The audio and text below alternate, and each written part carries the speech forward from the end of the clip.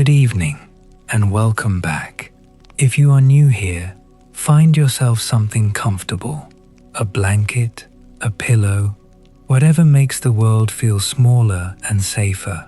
Because tonight we are going somewhere vast, somewhere enormous. We are going to the steppe. If you have been with us before, you know the drill. Drop a comment wherever you listen from. Tell us what the weather is like where you are.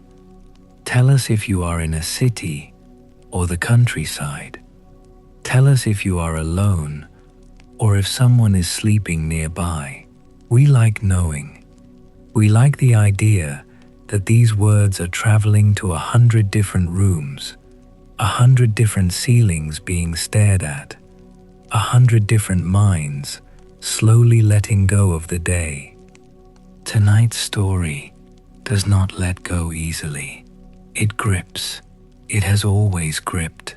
It is the story of the Mongol Empire, the largest contiguous land empire the world has ever known.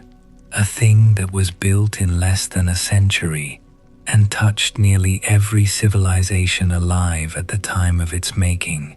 It is a story that begins in the cold and the grass, in a world where the sky was the only thing without a border, and ends, or does not quite end, in a silence that still hums. Get comfortable. Take a breath. Let's begin. The world before the Mongols is a world you have to work to imagine, because so much of what we now take for granted, trade routes, cities, the very idea of a connected Eurasian landmass, was shaped or reshaped by what they did. But in the late 12th century, if you stood on the steppe, you would have seen something older than all of that. Grass, an impossible amount of grass. The Eurasian steppe stretches from Hungary in the west to Manchuria in the east. Roughly 8,000 kilometers of open country, interrupted by mountains and rivers, but never truly enclosed. This was not empty space. It was a highway, and the people who lived there knew how to use it better than anyone alive. They moved in cycles, following the grazing patterns of their animals, reading the weather in the behavior of horses and in the color of cloud banks forming over the western horizon. They built nothing permanent because permanence was a trap. A felt tent, called a jeer, could be dismantled in under an hour and loaded onto carts pulled by oxen. Everything they owned, they could carry. Everything they loved, they could carry. These were the Mongols, and before Genghis Khan, they were not one people, not in any political sense. They were clans, dozens of them, perhaps more, that shared a language, a cosmology, and a material culture, but that fought each other with the same casual violence they directed at neighboring tribes. The Tatars were to the east, powerful and feared, allied periodically with the Jin dynasty of northern China, which found it useful to have nomads killing nomads. The Kharid were to the west and south, Christian, Nestorian Christian, that ancient branch of the faith that had traveled the Silk Road long before Islam arrived, and periodically dominant over the steppe politics of their region. The Naiman were further west still, literate, sophisticated, with a chancery and scribes. The Merkid were in the north, fierce and proud and bitter in their grievances. And then there were the Mongols proper, fragmented, poor by steppe standards, their great lineage, descended, in their own telling, from a blue-grey wolf and a fallow doe who came together at the beginning of time, more a matter of pride than power. sky in Mongol cosmology was not a metaphor. Tengri, the eternal blue sky, was a living presence, sovereign over everything, the ultimate source of legitimate authority. To be favored by Tengri was not a personal quality, but a cosmic appointment. Charisma and divine mandate were the same thing on the steppe. If you won, Tengri had chosen you. If you lost, Tengri had withdrawn. The logic was circular, but it was also, in a brutal way, responsive. It allowed for rapid transfers of allegiance, because loyalty was owed not to a bloodline, but to heaven's current favorite. This theology would become, in the hands of one particular man, the most dangerous idea in the medieval world. Into this fractured, beautiful, violent landscape, in a year that scholars still debate, sometime around 1162 is the working consensus, though some insist on 1155 or 1167, a child was born on the banks of the Onon River in what is now northeastern Mongolia. His father was Yesuge, a minor Mongol chieftain of the Borjigin clan, a man of some local standing, not great power. His mother was Huelun, who had been taken by force from another man, a Merkid warrior named Yeke Chiledu, on her wedding day. This was not unusual. Bride kidnapping was embedded in steppe culture, a fact neither celebrated nor particularly mourned in the sources, just noted, just there. But it matters because it means the boy entered the world already inside a story of abduction, debt, and grievance. The child was born clutching a blood clot in his right fist. The midwives noted this. Yesuge noted this. Blood clot births were an omen of what exactly depended on who you asked, but the sources agree the birth was unusual, marked. The child was named Temujin, likely after a Tatar chieftain whom Yesuge had just captured. Names given after enemies were a form of trophy. The boy was a trophy before he could walk. He grew. The steppe is not kind to children, or to anyone, but the children of chieftains had better odds than most. Access to mare's milk, to meat, to the informal apprenticeship in riding and archery that began almost before boys could stand upright. Temujin was, by all surviving accounts, striking in appearance, tall for a Mongol, with long limbs and, unusually, grey-green eyes. This detail comes from a Persian source and may be exaggeration or projection, but it is repeated often enough that historians tend to think there was something to it. He was not conventionally beautiful by the standards of his people. He was something else, something that made people look twice and then look away. When Temujin was about 9 years old, Yesuge took him south to find him a bride. This was normal.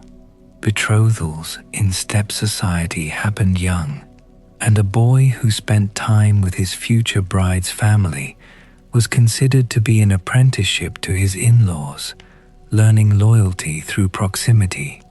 Yesuge found a girl named Berta, daughter of a chieftain of the Ongirat clan, and was satisfied. He left Temujin there and rode home. He stopped along the way at a Tatar camp. He accepted their hospitality.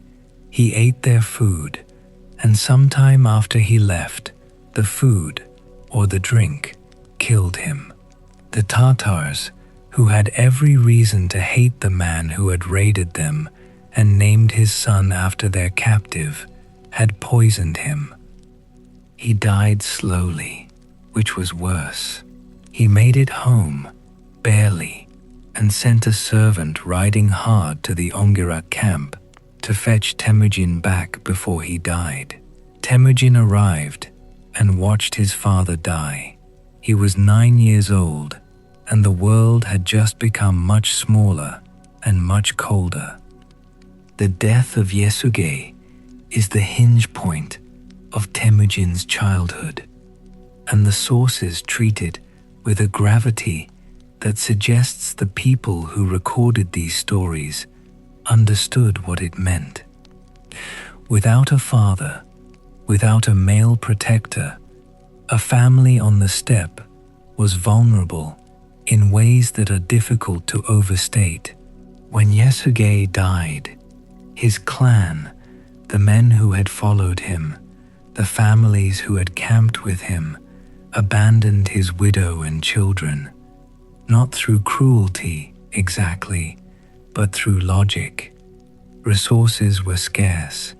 Protection was provided by strong men. Hualun and her children were a liability. They were left with almost nothing. What followed was years of genuine poverty and intermittent terror. Hualun dug roots and gathered wild plants to feed her children. Temujin and his brothers fished. The family slept in their ger and tried to survive. And when I say tried, I mean it in the most literal sense. There were seasons when it was not clear they would make it. A half-brother was killed. Temujin himself was captured at some point in these years by the Taichud clan, fitted with a wooden collar called a kenge, a restraint device, and held as a slave. He escaped, or was helped to escape, depending on which source you believe.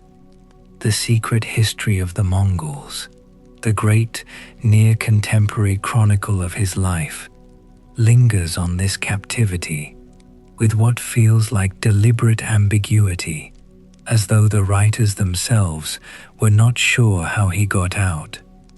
He was a young man by the time he retrieved Berta, who had waited for him through all of it, or been kept by her family in the expectation that this strange, hard-luck boy would eventually come back for her. He did. They married. They began to build. And then the Merkid came. They came in revenge for what Yasuge had done to Hualun, kidnapping her all those years ago. The Merkid had long memories and a grievance that had aged into obsession. 300 riders descended on Temujin's camp before dawn. Temujin, who was warned, fled up the slopes of a sacred mountain, Burkhan Khaldun, with a small number of men. Berta was taken. She was kept among the Merkid for months. When Temujin eventually recovered her, with the help of his blood brother Jamuka and the powerful Keri chieftain Togrul, a man he cultivated with great care and political intelligence, she was pregnant. The child born from that pregnancy was named Jochi. His paternity was never definitively established, and this ambiguity would haunt the succession of the Mongol Empire for generations. Temujin accepted the boy as his son, publicly, completely, and never acknowledged the uncertainty. But it was there. It stayed there. A man who has been stripped of everything and clawed his way back develops a particular kind of clarity. He knows which relationships matter. He knows the cost of weakness. He knows that the steppe does not reward hesitation or sentiment. What Temujin understood, with a precision that no other steppe leader of his era matched, was that the clan system itself was his enemy. Clans could be betrayed from within by their own blood. Clans formed alliances and dissolved them. Clans produced men like the ones who had abandoned his mother in the grass. He began to build something different. The transformation of Temujin into Genghis Khan. The title means something like universal ruler or oceanic ruler. A title that announces its own ambition is not a single event. It is a process that takes roughly 20 years, from the late 1170s to 1206, the year a great assembly called the Kurultai gathered on the banks of the Onon River and acclaimed him ruler of all the Mongols. In that time, he fought and defeated every major power on the steppe, one by one, sometimes through war, sometimes through alliance, sometimes through the sudden strategic defection of rivals' followers who could read which way the wind was turning. He defeated the Tatars, the people who had poisoned his father, and ordered the killing of every Tatar male taller than the linchpin of a cartwheel. The children, in other words, the future warriors. This was not rage, it was calculation. A people with no sons to grow into warriors would not be a people for long. He was thorough. He was cold. He fought Jamuka, his blood brother, and, the sources hint, the great emotional relationship of his early life. They had slept under the same blanket when they were young, the way blood brothers did, a bond that was understood to be total and permanent. Jamuka was as gifted as Temujin, perhaps more charismatic in some ways, but he fought for the old system, the aristocracy of bloodlines, the inherited hierarchy of the steppe. Temujin fought for a different principle, loyalty earned, not inherited, promotion through merit, not birth. When they finally broke, the break was complicated, spread over years, marked by battles and reconciliations and a final divergence. It was not just a personal tragedy, it was a philosophical contest. Temujin won. Jamuka was captured eventually, surrendered by his own men, which was itself a judgment of history. He asked to die without blood being shed. Temujin granted this, an execution by having one's back broken, so that the vital spirits could be preserved in the blood that did not flow. Some sources say Temujin wept. I don't know if that's true. It feels true. These two men had been brothers, and the world does not offer many clean breaks between things that were once love. But this is getting ahead of the story. By 1206, the steppe was unified for the first time in any living person's memory. The Kurultai was not a coronation in any sense a medieval European would have recognized. It was an acclamation, a gathering of the men who would follow, and the women who had supported, and the shamans who would bless, all agreeing together that this man, Temujin, would be called Genghis Khan, the universal ruler, and that his law, the Yasa, would govern them all. The blue sky was invoked. The horsehair standards, called tugs, were raised. Something new had entered the world, and the world did not yet know it. Let me be precise about something, because imprecision here does a disservice to what actually happened. The Mongol army that Genghis Khan built was not a horde, not in the chaotic, undirected sense that word implies. It was one of the most sophisticated military organizations the medieval world had produced.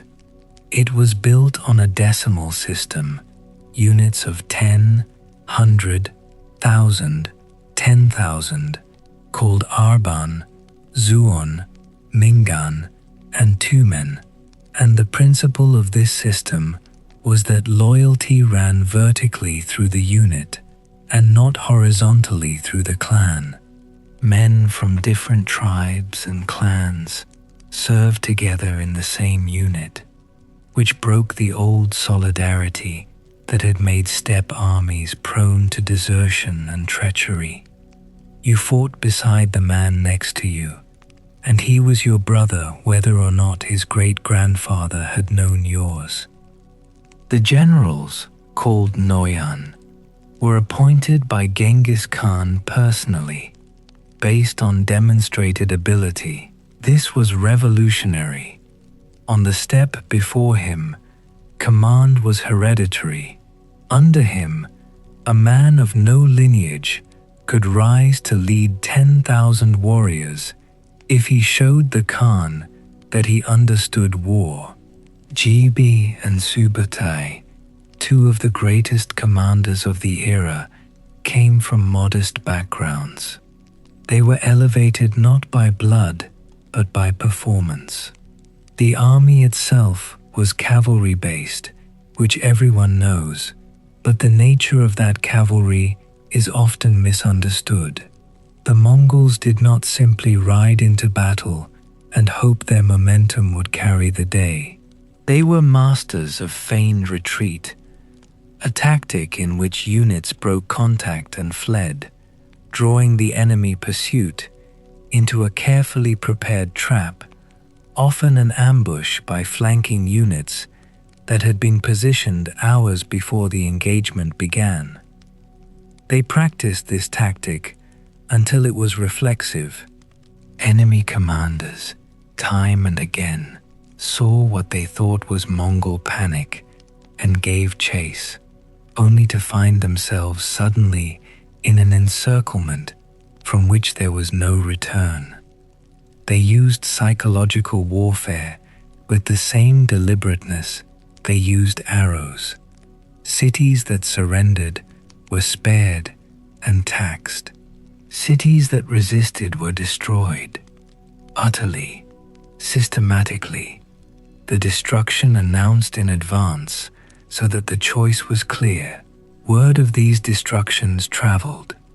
By the time the Mongol army appeared before a city, its commanders had often already received accounts of what had happened to cities that chose resistance.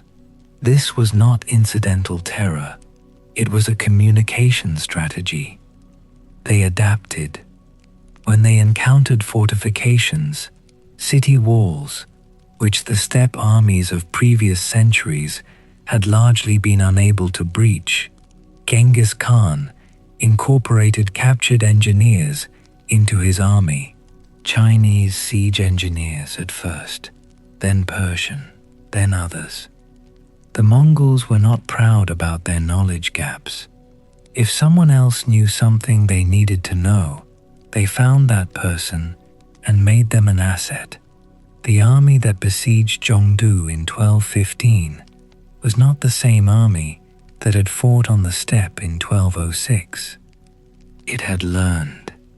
The speed of Mongol movement was the thing that most disoriented their enemies. They could cover ground at a rate that seemed impossible to opponents accustomed to infantry-based armies.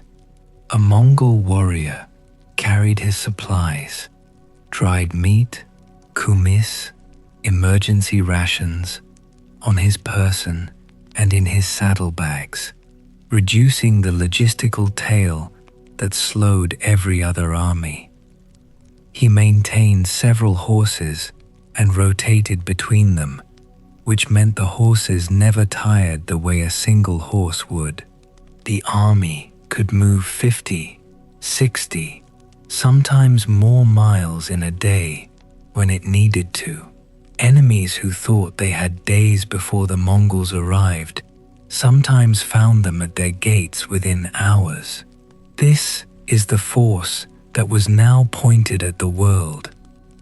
The first great conquest began almost immediately after the Kurultai of 1206. The Xixia Kingdom, the Tangut people of northwestern China, a sophisticated civilization with its own script, its own Buddhist traditions, its own formidable army, had been a recurring thorn in Mongol relations. Genghis Khan launched his first campaign against them in 1205, before he was even acclaimed Khan, and returned in 1209 and again in 1211.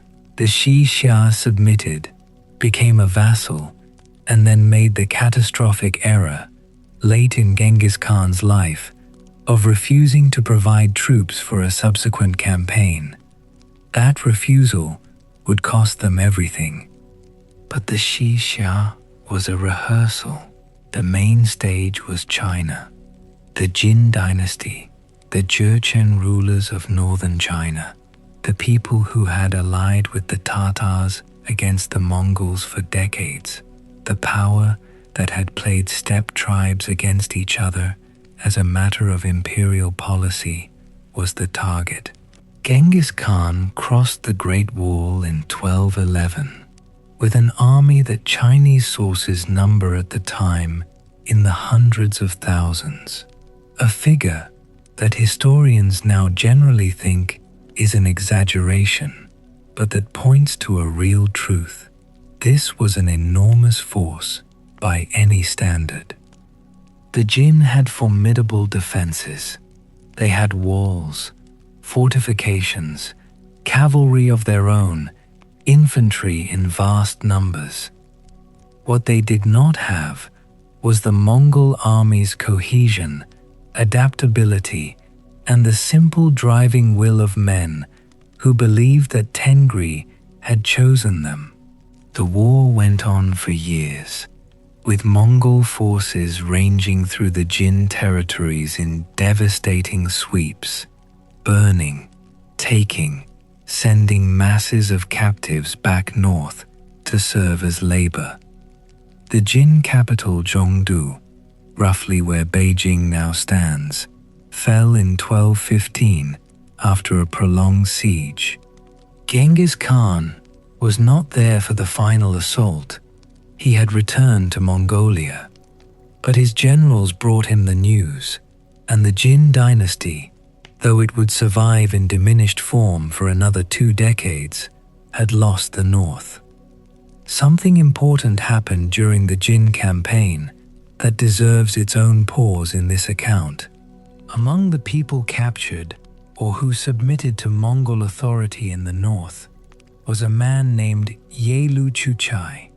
He was Khitan, a people who had once ruled northern China and whose dynasty the Jin had displaced, and he was, by any standard, one of the most remarkable figures of the 13th century.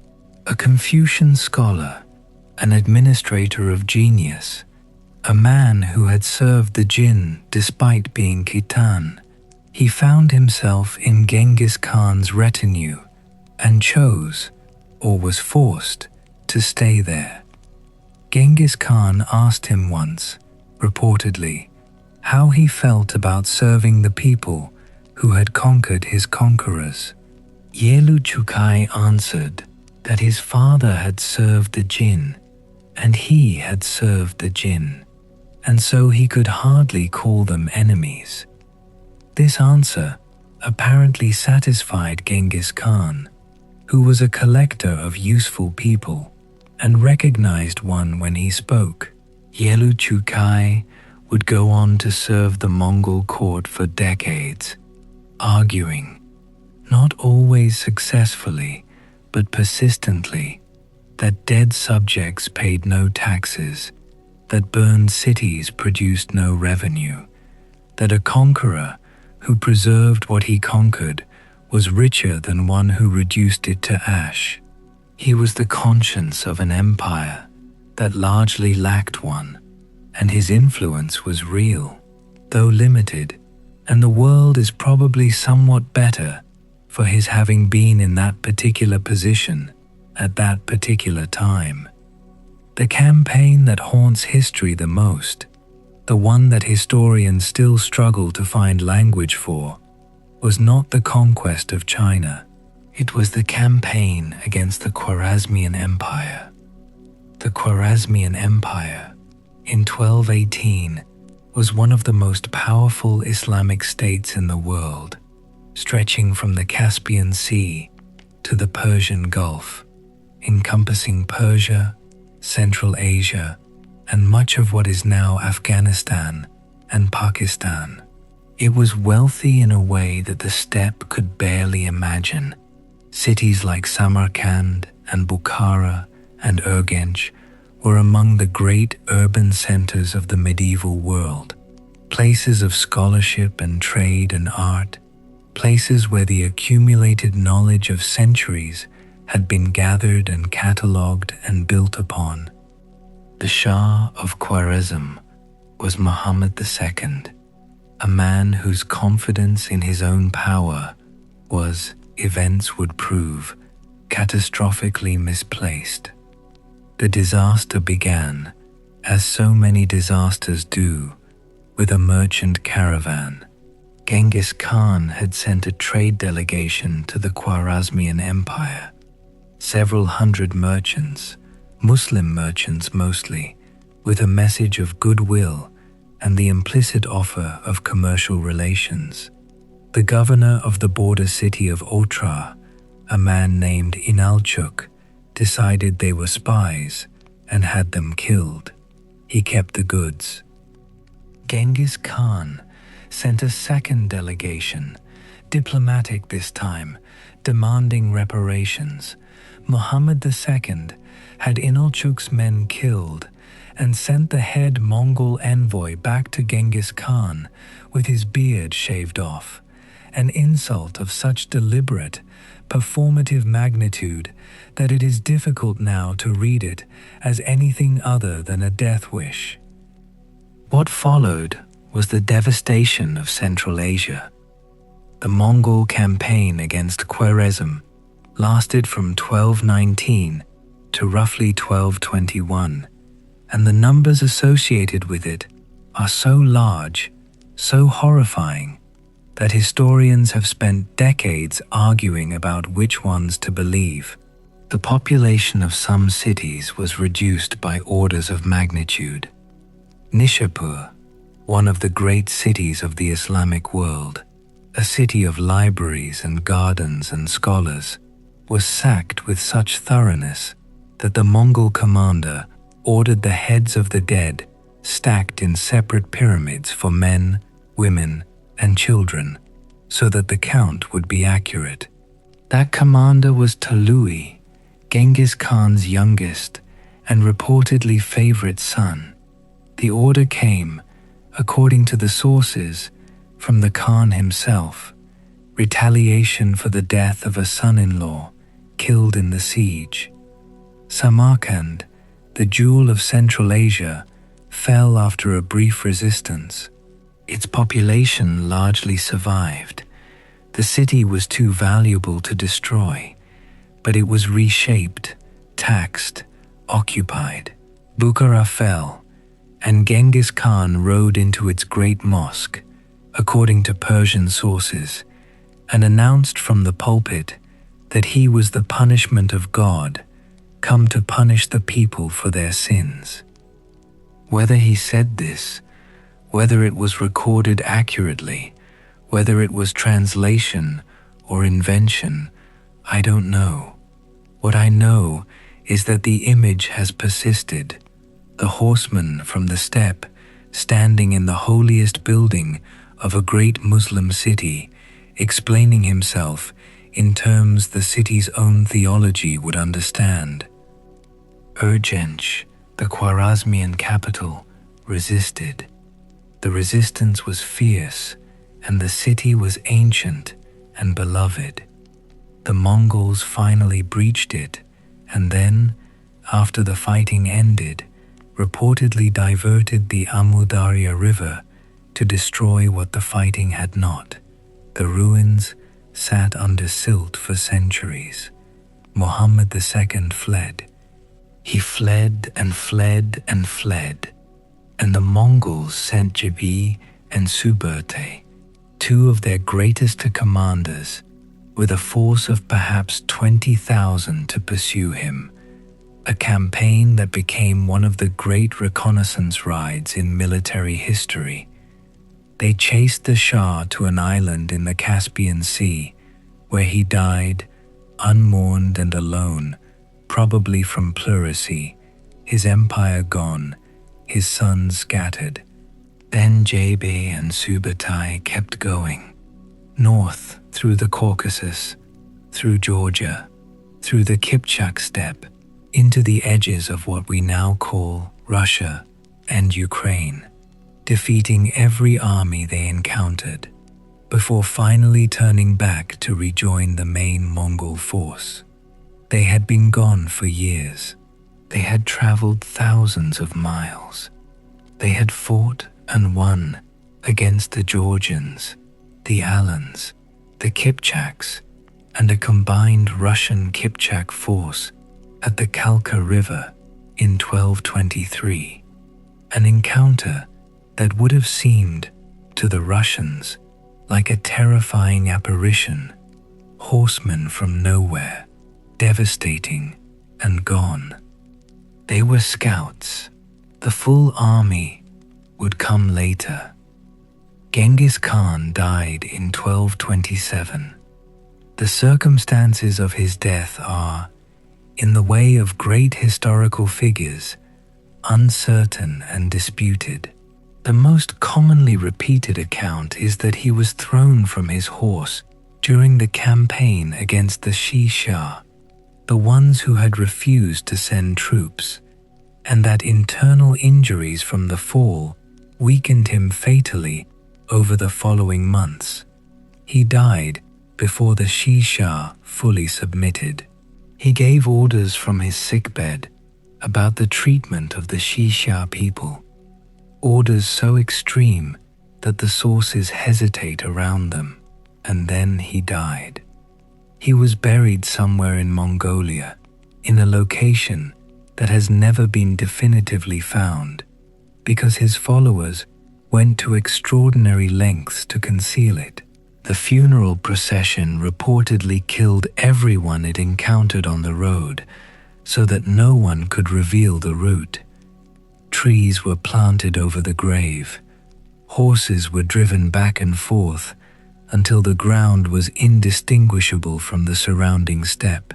He passed into the earth as he had lived, leaving as little trace of himself as possible and as large a shadow as history has ever thrown. He left behind 4 sons by his primary wife Berta, Yoki, whose paternity was uncertain, Chagatai, sharp-tongued and conservative, Urgedai, jovial and politically gifted, and Tolui, the youngest, who in Mongol tradition inherited the family's heartland. He had already designated Urgedai as his successor, bypassing Jochi, who died before his father in murky circumstances, and the fierce, intelligent Chagatai, who was passed over, perhaps because of his rigidity. Urgedai was chosen because he could hold things together. He was a man who made people like him. In an empire that size, that mattered enormously. The empire Genghis Khan left was already, at his death, the largest land empire the world had ever seen, and it was not finished growing. Urgedai Khan was elected at a Kurultai in 1229, 2 years after his father's death, and he began almost immediately to send the empire outward again in every direction. To the east, the campaign against the Jin dynasty resumed and was completed. The Jin emperor fled south, was cornered, and died by suicide in 1234. Northern China was now fully under Mongol control. To the south, the vast and wealthy Song dynasty of southern China presented a different challenge. They had a navy, they had a different terrain, they had defenses suited to river country. The Song would take another 4 decades to fall, but the pressure began now. To the west and north, Ögedei launched what became known as the Western Campaign, placing it under the nominal command of Batu Khan, a son of Jochi, and therefore Genghis Khan's grandson, and giving him, as his military brain, the incomparable Subutai. What followed between 1236 and 1242 was the conquest of the Rus principalities and the near destruction of the military power of Eastern Europe. The Rus cities fell in sequence: Ryazan, Vladimir, Suzdal, Kiev. Kiev, which was one of the great cities of medieval Europe, a city of golden domes and dense population, was sacked in 1240 with a completeness that shocked observers from distant lands.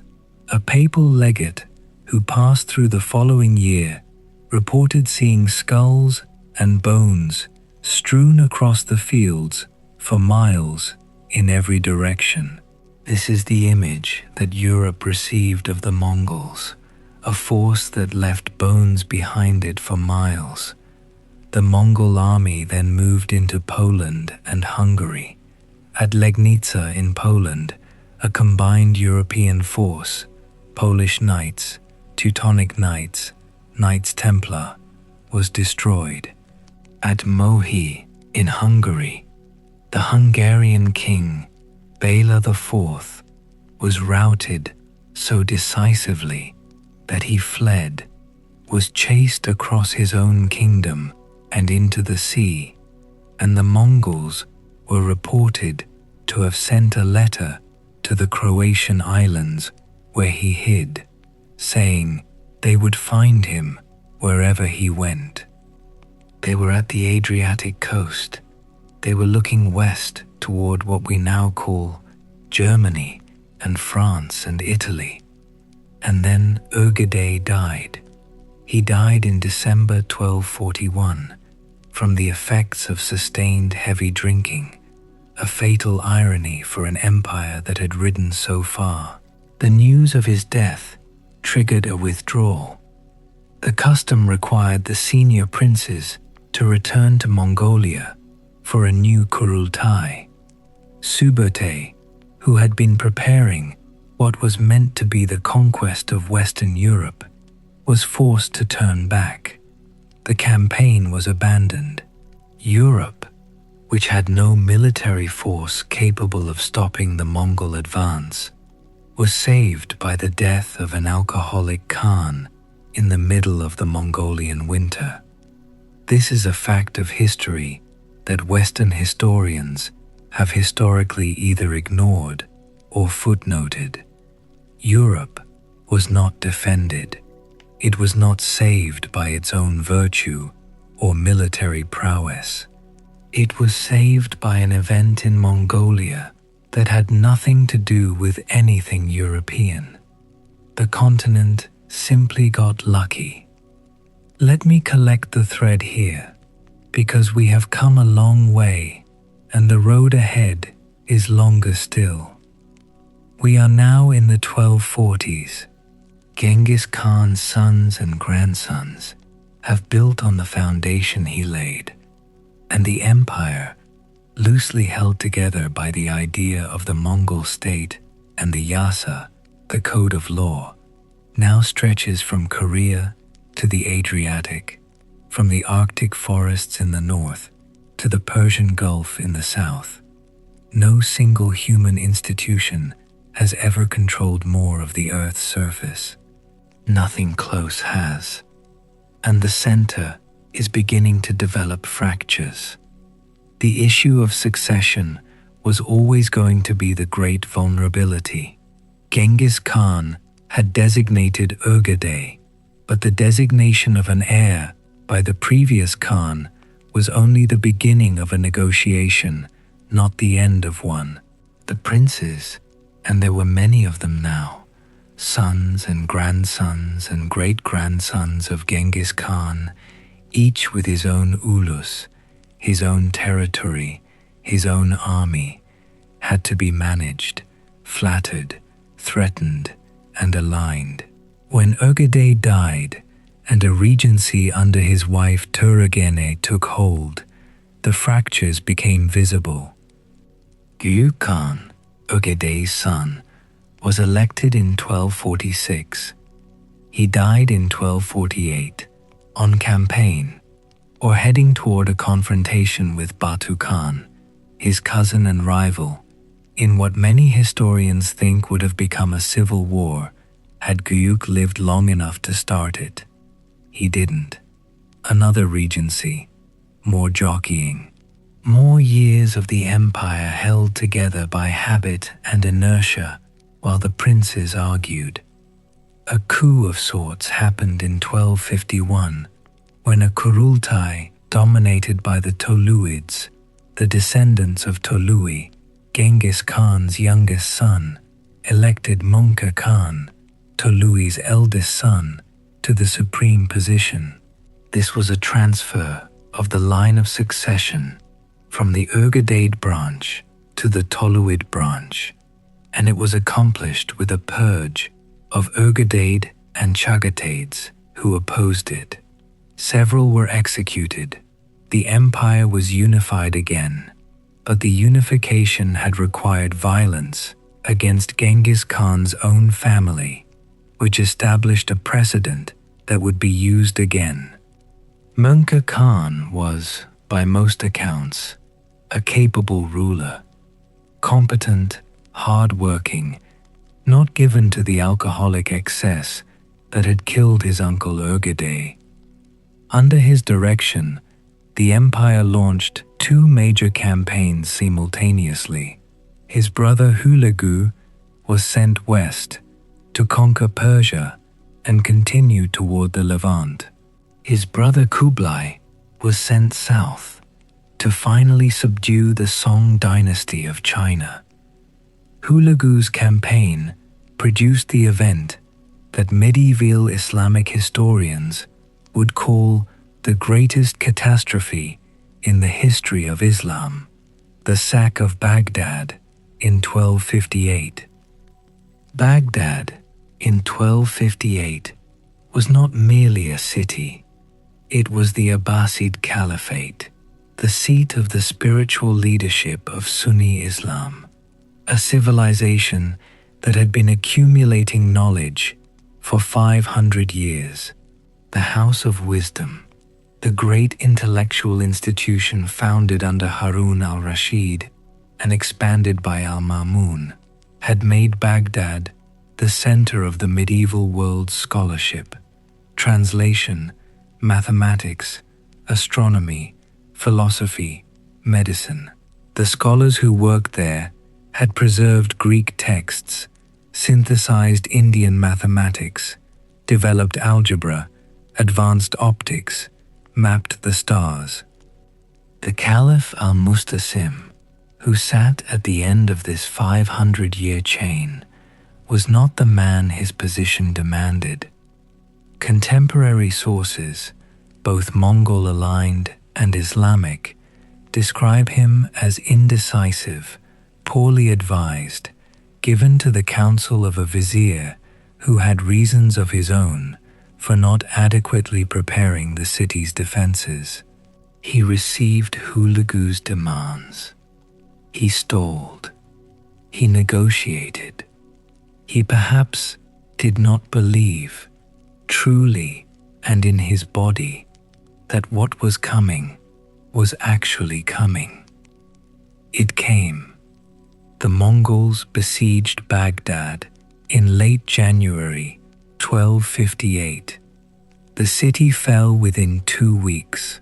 Al-Mustasim was captured and, according to most sources, was executed by being wrapped in felt or carpets and trampled by horses, the traditional Mongol method for killing royalty so that their blood did not touch the ground, a concession to dignity that was also, in context, a form of humiliation. The killing went on for days. The accounts of the dead range from a few tens of thousands to a figure of 800,000, which most scholars now think is a rhetorical exaggeration, but the lower end of the estimates is still catastrophic. The libraries were burned or their books thrown into the Tigris. The story goes that the river ran black with ink. Whether this is true or not, whether it happened or whether it is the kind of thing that happens in the imagination of people who cannot process what has actually occurred, the image has persisted as the symbol of what was lost, the water of knowledge, flooding out of the city and into the river and away into the sea, gone. Hulagu's forces moved north and west after Baghdad. They took Syria. The great cities of the Levant seemed about to fall. A Mongol Crusader alliance, discussed, partly established, politically complicated, seemed possible. Jerusalem might have been taken from the Muslims under Mongol auspices, which would have changed the entire subsequent history of the Crusades. And then Mongol Khan died in 1259, probably from dysentery contracted during the siege of a Song city in southern China, and everything changed. Hulagu withdrew most of his army east to participate in the succession struggle that Mongol's death had triggered. He left a rearguard force in Syria under a general named Kitbuka. In September 1260, at a place called Ain Jalut, the spring of Goliath, in what is now northern Israel, the Egyptian Mamluk Sultanate met that Mongol rearguard.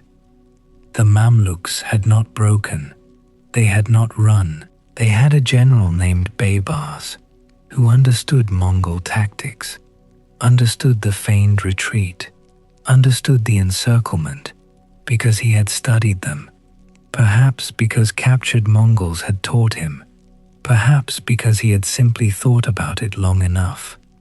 The Mongols feigned retreat. Baybars did not pursue. He held his line, and then the Mamluks surrounded and destroyed the Mongol force, killing Kitbuka. Ain Jalut is sometimes called the battle that stopped the Mongols. This is not quite right. The battle stopped a relatively small Mongol force, and the main Mongol army under Hulagu was far away and otherwise occupied. But it was the first significant Mongol defeat in open battle by a force that was not larger than theirs, and it ended Mongol expansion into Egypt and North Africa, which ended Mongol control of the Mediterranean eastern shore. The world the Mongols would have made, a world without the Mamluks, without the Ottoman Empire that would grow from their ashes, without the particular shape of Islamic civilization that survived in Egypt and reasserted itself. That world did not happen because of one afternoon in a valley in the Levant. I need to pause here for a moment. I keep trying to find a way to say what the Mongol conquests actually were, the scale, the weight, the feel of it, and every time I reach for the words, they slide away. Scholars have estimated that the campaigns of Genghis Khan and his successors killed somewhere between 30 and 40 million people, which at the time was perhaps 10% of the world's entire population.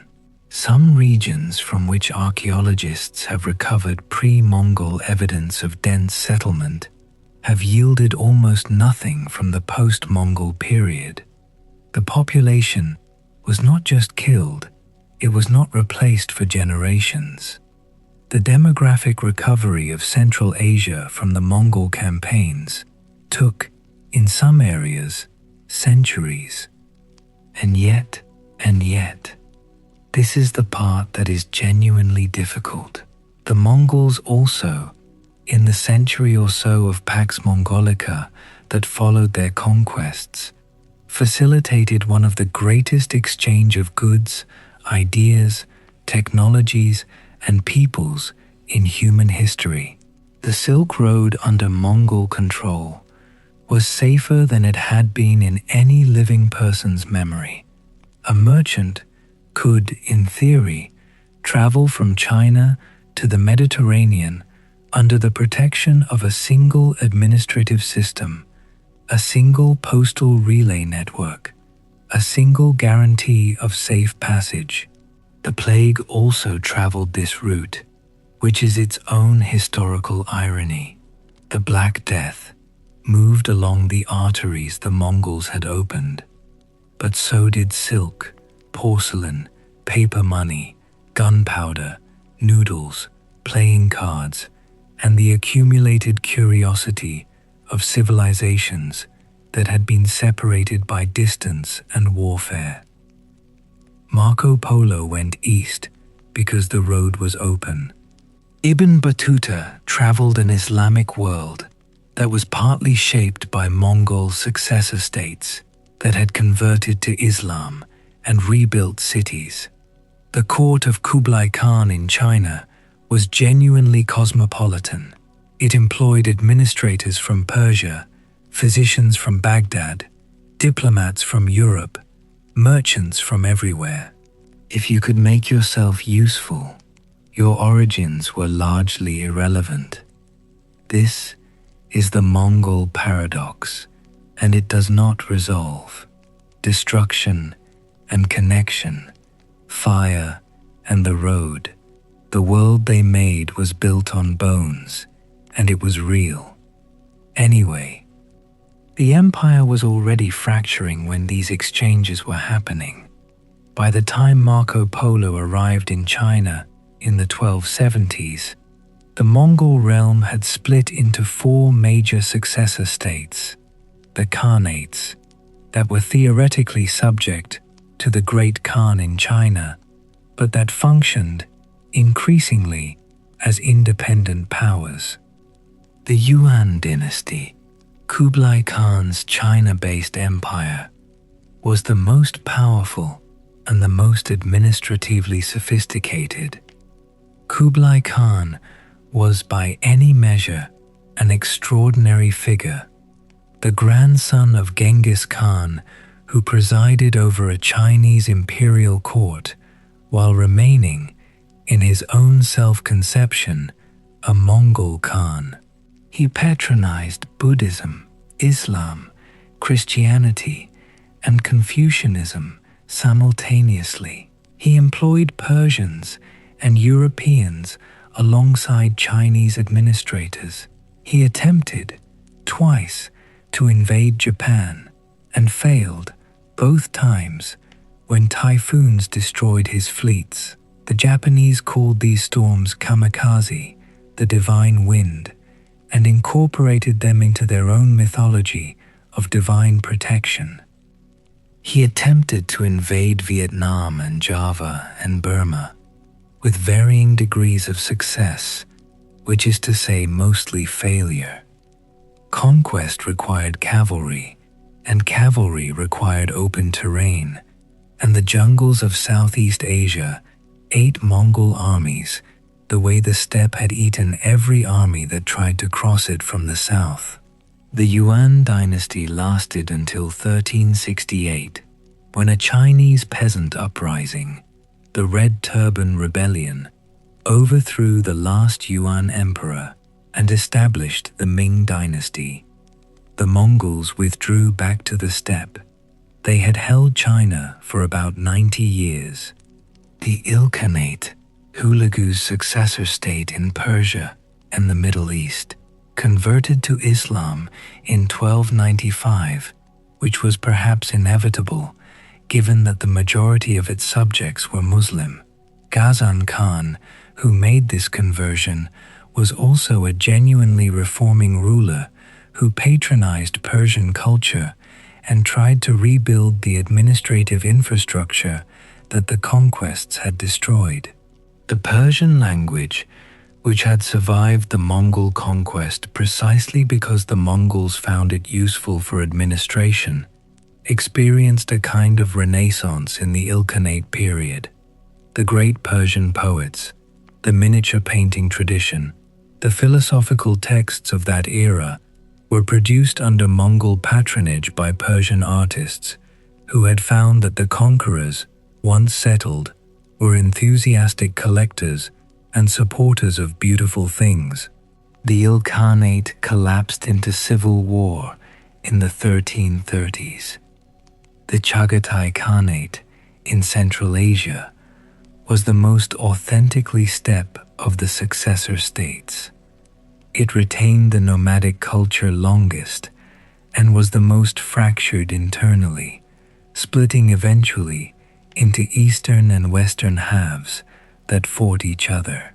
It was from the western Chagatai world that, a generation after the formal end of the Ilkhanate, a new conqueror emerged, Timur, called Tamerlane in the west, who was not a Genghisid, but who claimed legitimacy through a Genghisid wife, and who recreated, briefly and with astonishing violence, something like the scale of Mongol power.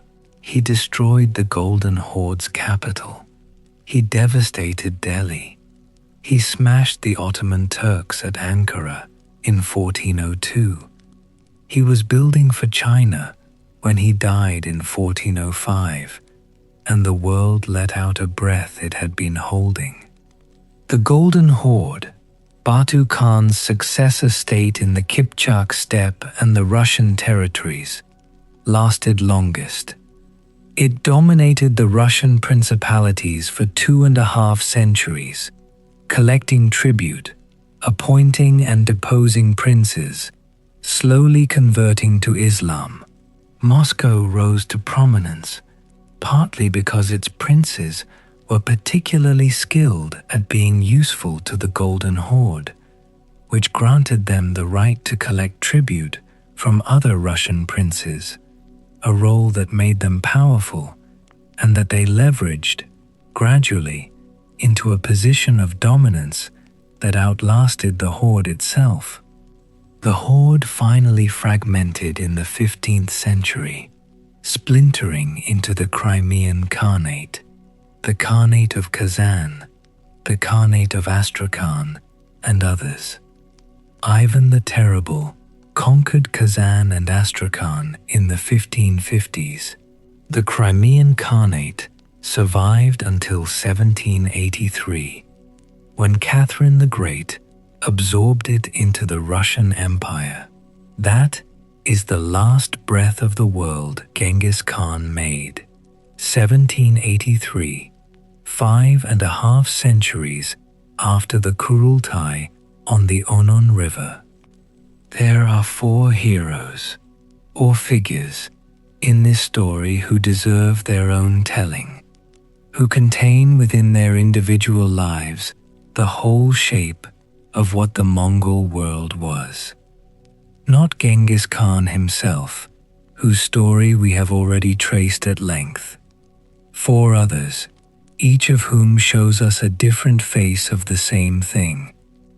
The first is Subutai, born into an ordinary Uriankai family, a people who lived near the forests north of the steppe and were considered peripherally Mongol at best. Subutai attached himself to Temujin as a young man and was given command responsibilities so early that the sources seem to find it noteworthy. He was not a man of obvious physical gifts. He was, by later life, enormously fat, too heavy for a horse to carry comfortably, dragged around the campaign in a cart, which is an image that requires some adjustment when placed next to the idea of the Mongol warrior. But he was a mind unlike any other in the medieval military world. He understood war as a problem of information and logistics. Before the great campaigns, he sent scouts, not just ahead of the army, but months ahead, sometimes a year ahead, gathering intelligence about terrain, about politics, about the disposition of enemy forces, about supply routes and seasonal conditions. The campaigns of 1236 to 1242, the conquest of the Rus, and the strike into Europe were planned in this way, years of intelligence gathering before a single arrow was loosed. When the armies finally moved, they moved along routes that Subutai already understood, against enemies whose capabilities he had already assessed. He won over 65 engagements in his military career. He is one of perhaps 3 or 4 commanders in the whole of human history, alongside Alexander, Hannibal, perhaps Napoleon, whose tactical and strategic thinking approaches the quality we call genius. He died peacefully, old and famous, in 1248. He had spent his life in service to people who were not his own blood, in exchange for the opportunity to practice the art of war at the highest possible level. This is either admirable or terrifying, depending on where you were standing on the other side of his campaigns. The second is Hoelun, Genghis Khan's mother.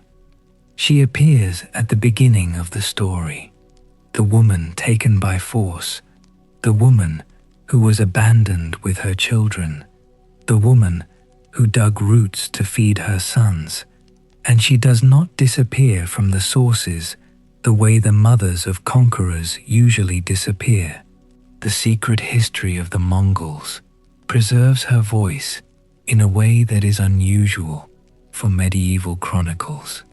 Her anger at her sons, her grief, her pride, her complaints. When Temujin had his half-brother killed, a killing over a fish, the kind of casual violence that the steppe produced in abundance, it was Hoelun who confronted him. The secret history preserves her words. She held up her robe and said that just as she had given nourishment to all her children, so too had she expected them to sustain each other. The comparison of her body to the earth, to nourishment, to the principle of care, the secret history gives this speech a weight that suggests it was remembered because it was devastating. She was not arguing against violence in general. She was arguing for the violence of her own blood. She was a steppe woman, not a pacifist, but she understood something about what the killing of brothers meant, and she said it, and it was recorded, and here we are. She lived to see the beginning of her son's greatness, and died before its full flowering.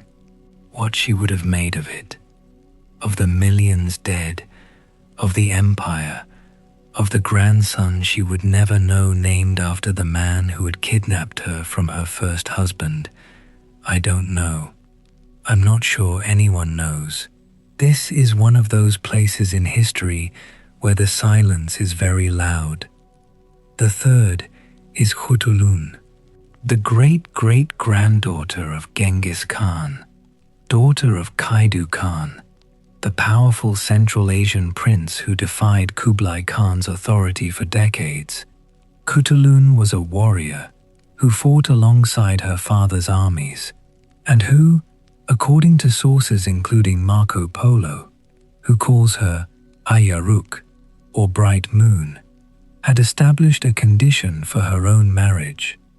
Any man who wished to wed her had to wrestle her, and if he lost, he would forfeit his horses to her. She lost her fortune. She lost, apparently, none of her matches. The sources disagree about whether she eventually married and to whom. They agree that she was a real person, a real warrior, and that her existence within the Mongol world, a world that assigned women to jurs and to the management of households, but also, in the families of the great, occasionally allowed for something different, was possible because of the specific freedom that steppe culture had always granted to women of high status. The Chinese called Mongol women immodest, by which they meant the Mongol women were not bound in the way that upper-class Chinese women were, that they rode horses and managed property and spoke in councils and were not expected to be invisible. Kutulun took this freedom to an extreme that even her own culture found unusual. She is the woman Marco Polo could not stop talking about. She is the woman who may or may not have inspired the legend of Turandot centuries later, which is itself an interesting thing to think about. A Mongol warrior becoming, through the slow transformation of stories, an opera. The fourth is Mongol Khan, not the most dramatic, not the most famous, but arguably the most consequential of Genghis Khan's grandsons, because he had the organizational intelligence to actually run an empire rather than merely conquer it. He launched the census, the great census of the Mongol Empire, which counted people and resources and established the tax base on a rational footing. He standardized the postal relay system, the YAM, which allowed messages and goods to travel across the empire at speeds that would not be matched again until the telegraph. He dispatched his brothers to complete the conquests his grandfather had begun, Hulagu west to Persia, Kublai south to China. He was building toward a completion, a final shape for the thing Genghis Khan had started. He died of dysentery outside a fortified city in southern China in 1259, and the completion never happened. The empire that followed his death was not one thing, but many things. 4 things, eventually dozens of things, each one carrying a fragment of the great dream and losing, year by year, more of its connection to the original. Mongol Khan is the pivot on which the Mongol Empire turned from expanding to dividing, and he turned it by the simple and human act of dying when it was inconvenient. The great single event that the Mongol history converges on, the central catastrophe around which all the other events orbit, is not a battle, it is a succession. In 1260, after Mongol's death, 2 of his brothers claimed the position of Great Khan simultaneously. Kublai, who was in China, was acclaimed by the armies loyal to him in May 1260. Arik Burka, who was in Mongolia and who had the support of the traditional Mongol nobility, the men who thought Kublai had become too Chinese, too sedentary, too far from the steppe values that had made the empire, was acclaimed shortly after, also in 1260. The civil war that followed lasted 4 years and ended in Arik Burka's surrender. But it was more consequential than its duration suggests, because it established, definitively, that the empire would not remain one thing. The other Khanates, the Golden Horde, the Ilkhanate, the Chagatai Khanate, declared varying degrees of independence during and after this conflict. The dream of universal Mongol rule, one great state from Korea to Hungary, administering the world under the eternal blue sky, ended not with a bang, but with two brothers arguing about who Genghis Khan's ghost would have preferred. Kublai Khan, who won, and who would go on to be the most famous, and in many ways, the most interesting Mongol ruler, was also the man who presided over the end of the empire as a unified entity. He knew this, the sources suggest. He spent decades trying to reassert nominal authority over the Western Khanates, to perform the unity that no longer existed in substance. He held great kurultais, he sent ambassadors, he made gestures. The Western Khans received his ambassadors politely and then did what they were going to do anyway.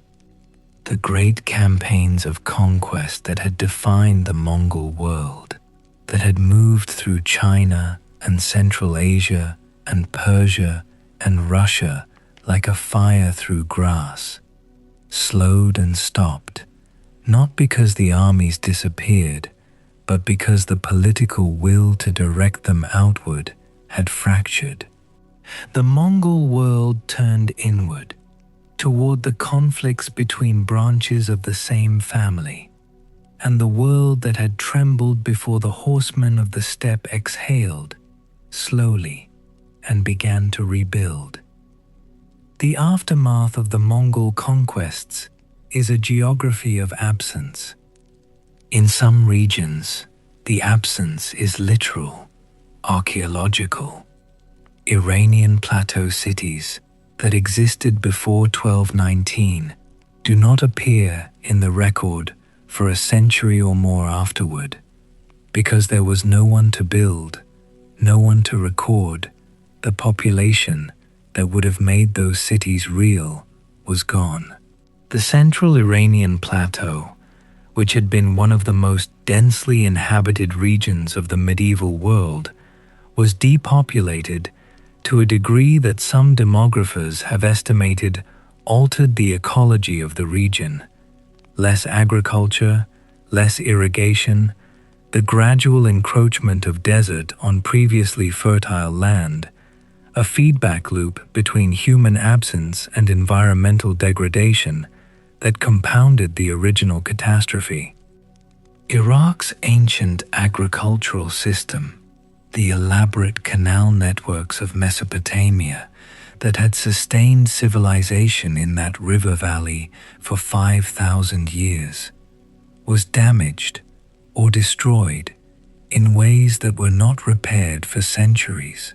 The great civilizational project that had begun in Sumer, that had continued through Babylon and Assyria and Persia and the Abbasid Caliphate, was interrupted by the destruction of the infrastructure that made it possible.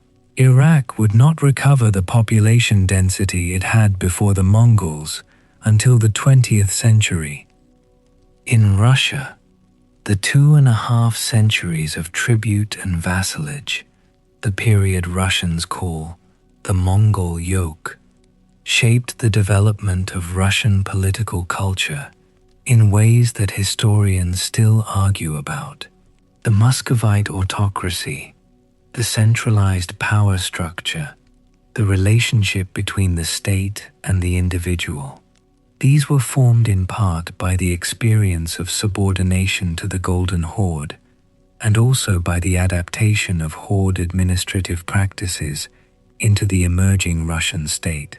Russia learned to build a vast, centralized, revenue-extracting empire, partly because it had been subject to one. In China, the Mongol period accelerated certain exchanges while delaying others. The printing press, which might have spread from China to Europe earlier than it did, the technology existed in China long before Gutenberg, was filtered through a period of Mongol rule that altered the direction and speed of technological diffusion in ways that are impossible to quantify but probably real.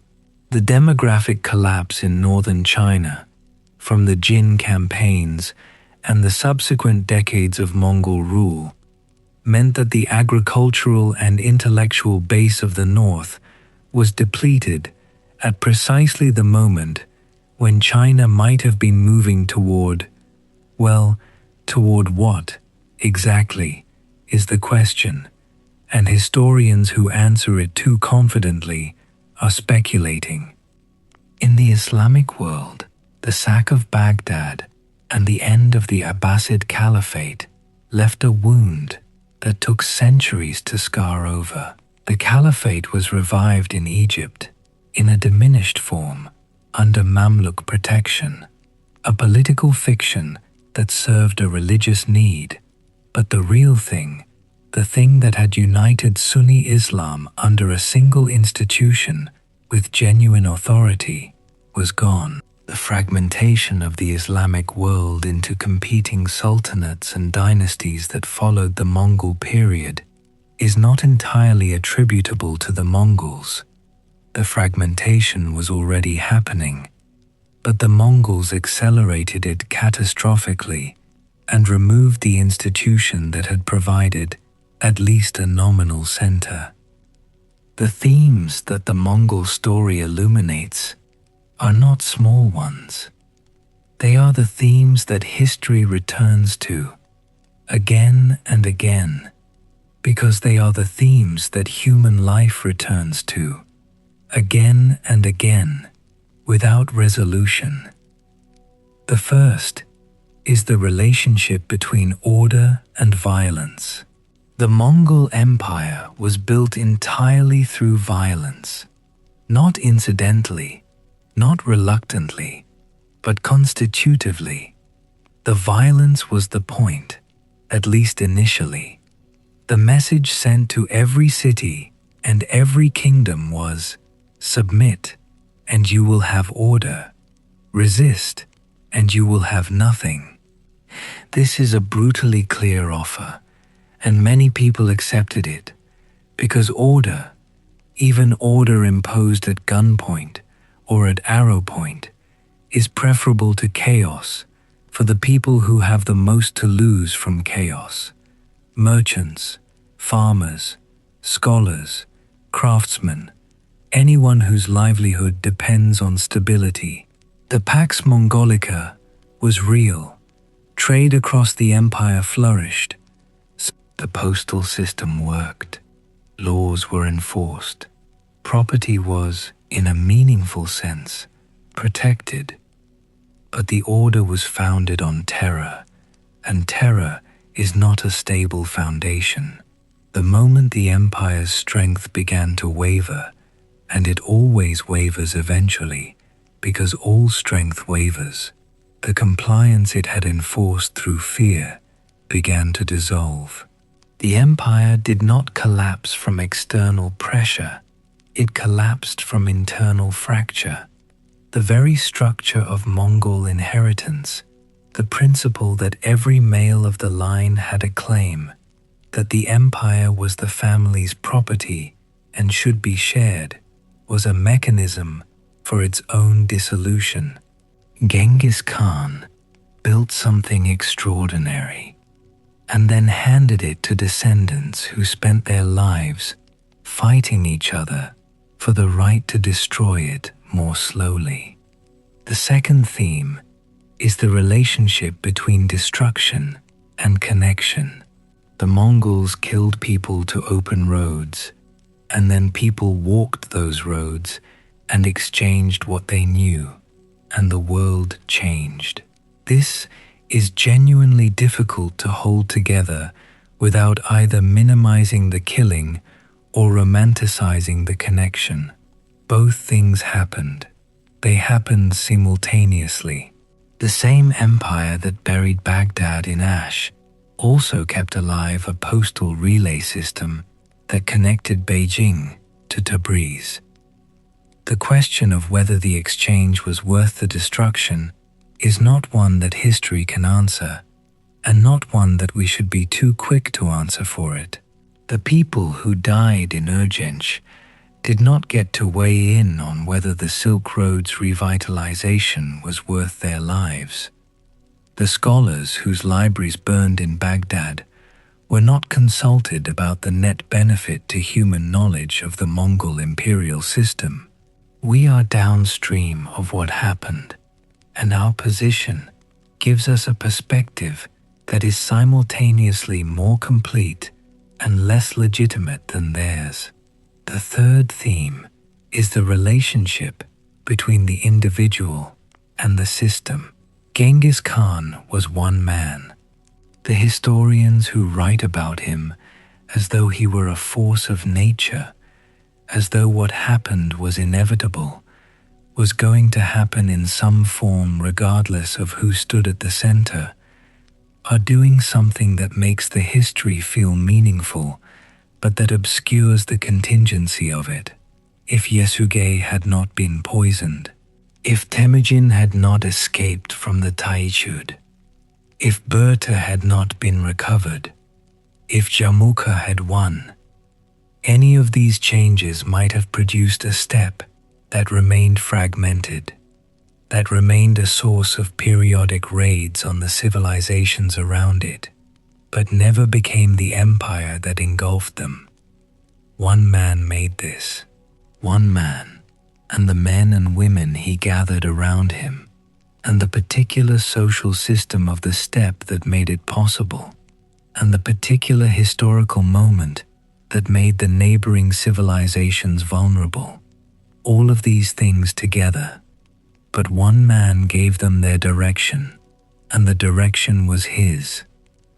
This is either hopeful or terrifying, depending on how you choose to read it. The possibility that one person can change the shape of history in this way is the same possibility that produces the worst and the best of human time. The Mongol Empire is not really gone. I mean this in a specific sense, not a mystical one. The political entity dissolved, the khanates fragmented, the lineages of Genghis Khan diluted themselves into the noble families of a dozen successor states, and eventually, even those became ceremonial. The last ruler who could claim direct Genghisid descent and political power was the Khan of Crimea, who was absorbed into the Russian Empire in 1783. After that, the biological descendants of Genghis Khan were just people with a remarkable genealogy that the genetic evidence suggests is genuine. Because studies of Y chromosome distribution in Central and East Asia have found a particular lineage that appears to have spread through the steppe in the 13th and 14th centuries in a pattern consistent with the rapid reproductive success of a single powerful male ancestor, carried into population after population by the reproductive patterns of the Mongol ruling class. There are, by some estimates, 16 million living people who are direct patrilineal descendants of Genghis Khan. Most of them do not know this. Some of them do. But the empire's legacy is more than genetics. It is the shape of the modern world. Russia is the size it is, stretching from the Baltic to the Pacific, partly because the Muscovite princes who collected tribute for the Horde learned, in that school, how to build a centralized state capable of dominating a continental territory. The techniques of empire that they inherited from the Mongols, they turned eventually against the Mongols' own successors. The Russian conquest of Kazan in 1552 is the direct reversal of what happened in 1238. Same step, same logic, different winners. China is the size it is, incorporating Tibet and Xinjiang and Inner Mongolia and the vast territories of what used to be called the frontier, partly because the Yuan dynasty established a precedent of Mongol-ruled Chinese empire that incorporated those regions into a single administrative unit, and the Ming and Qing dynasties inherited that unit, and the People's Republic of China inherited it from them. The borders of modern China are, in some meaningful sense, Mongol borders. The Ottoman Empire, which displaced the Mongol Ilkhanate's successor states, which eventually conquered Constantinople and established the dominant power of the Islamic world, developed partly in the space the Mongols had cleared, and partly in reaction to what the Mongols had done to the previous Islamic power structure. The Mamluks who defeated the Mongols at Ain Jalut were the power that the Ottomans would eventually absorb. The chain of consequence runs from 1258 to 1517 to the 20th century.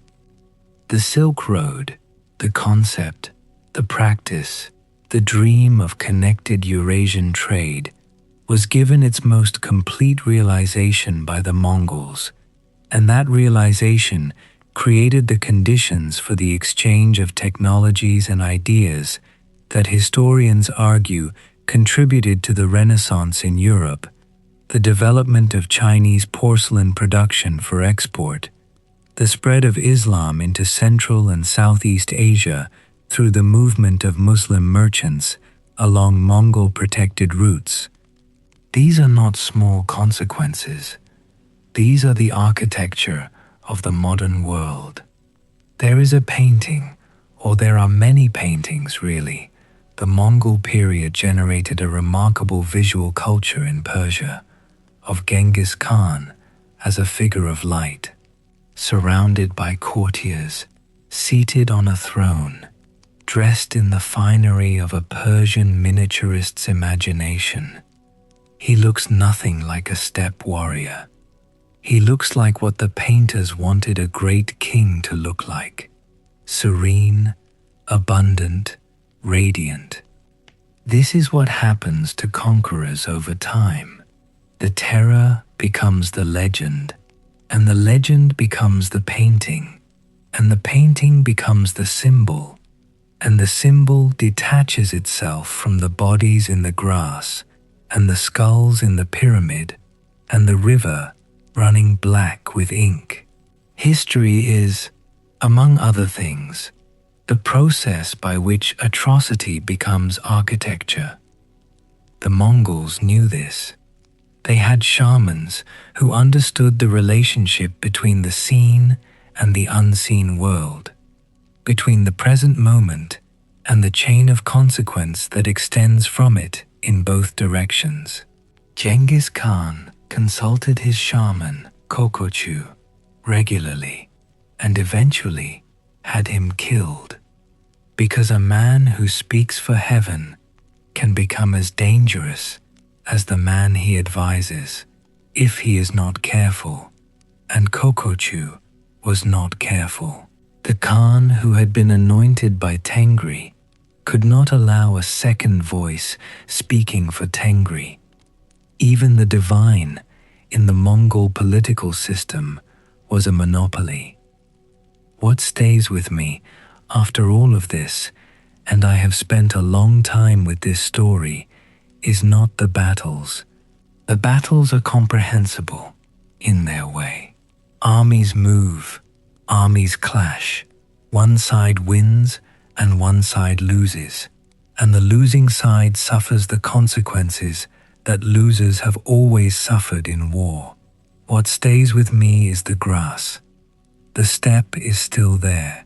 It has not changed, not fundamentally, not in the way that cities change, and coastlines change, and rivers change their courses.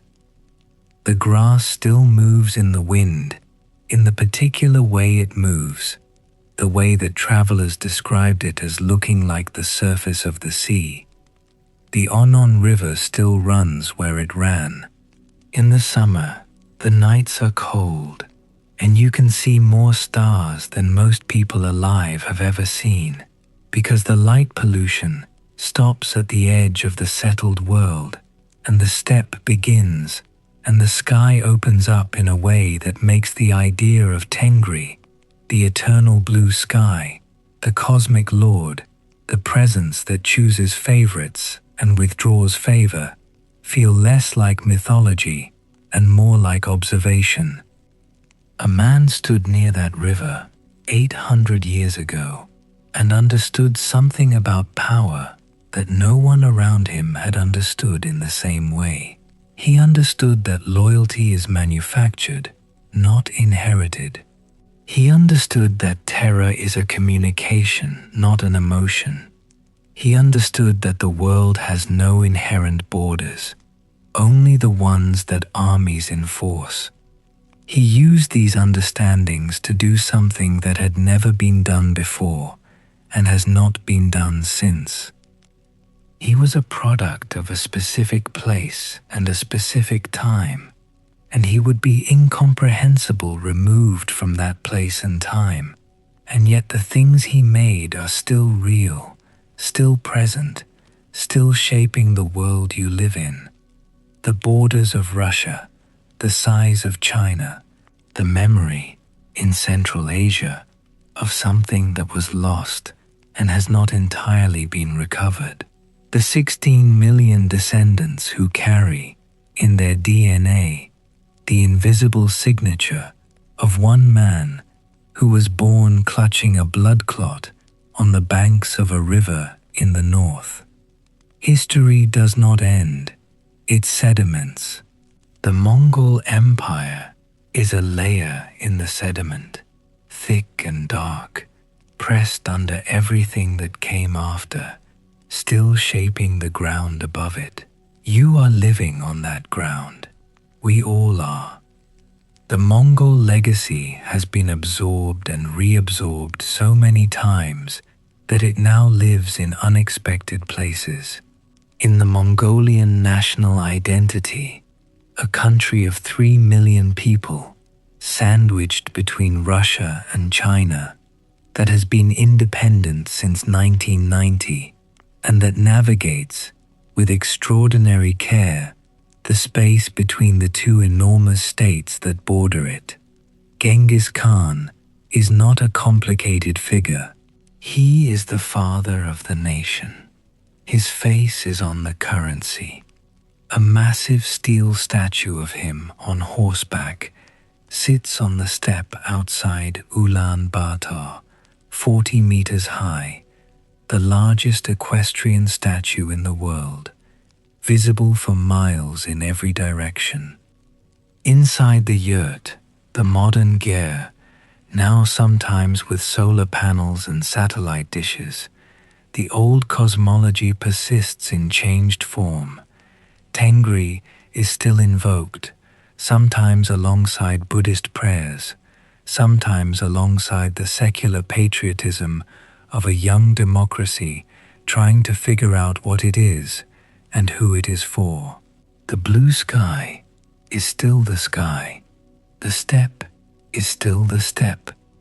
In China, the Yuan dynasty has been incorporated into the official narrative of Chinese history.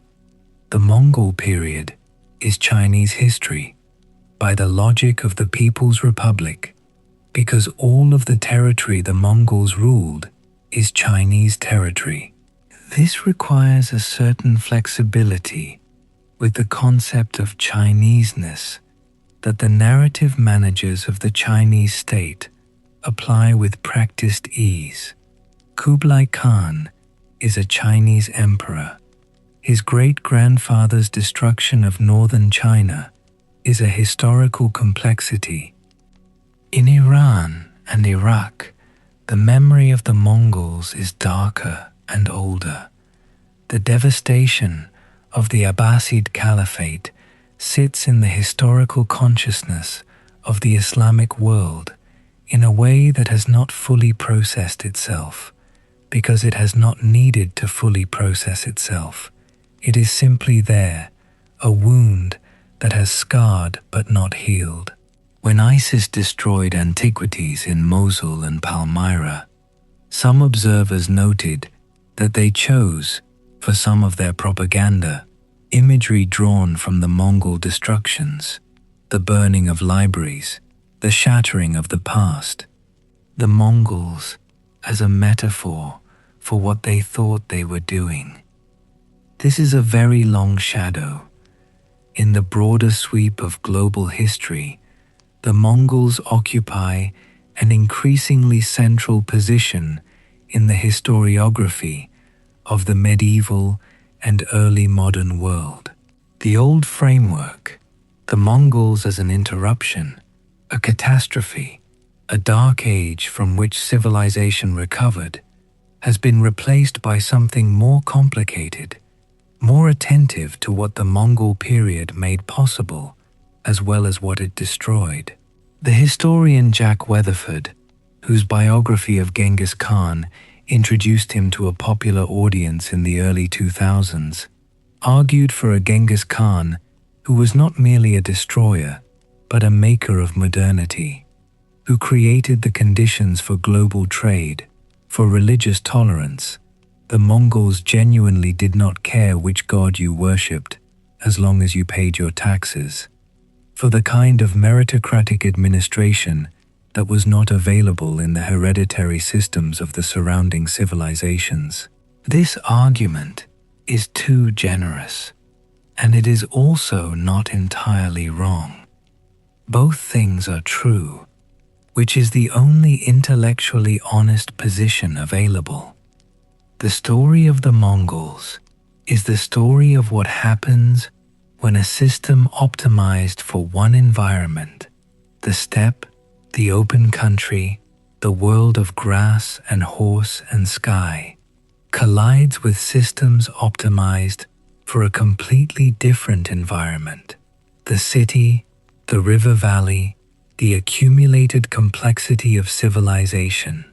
The steppe system won, for a while, because it had capabilities the city systems lacked: mobility, cohesion, tactical flexibility, psychological weapons.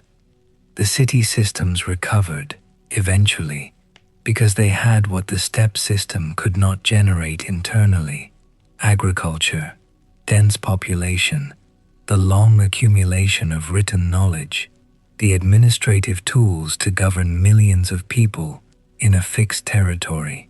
The Mongols, in the end, became the thing they had conquered. The Yuan became Chinese. The Ilkhanate became Persian.